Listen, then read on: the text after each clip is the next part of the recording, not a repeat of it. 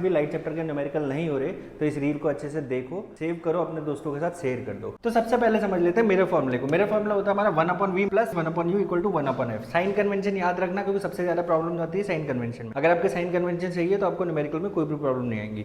तो देखो u जो होता है वो होता है ऑब्जेक्ट डिस्टेंस, f जो होता है फोकल लेंथ, और v जो होता है वो होता है इमेज डिस्टेंस। u हमेशा चाहे मिरर हो, लेंस हो, कुछ भी हो, u हमेशा नेगेटिव होगा। फोकल लेंथ अगर हमारा कॉन्वेक्स मिरर है तो पॉजिटिव होगा, कॉन्केव मिरर है तो नेगेटिव होगा। अब आ जाते हैं v पे।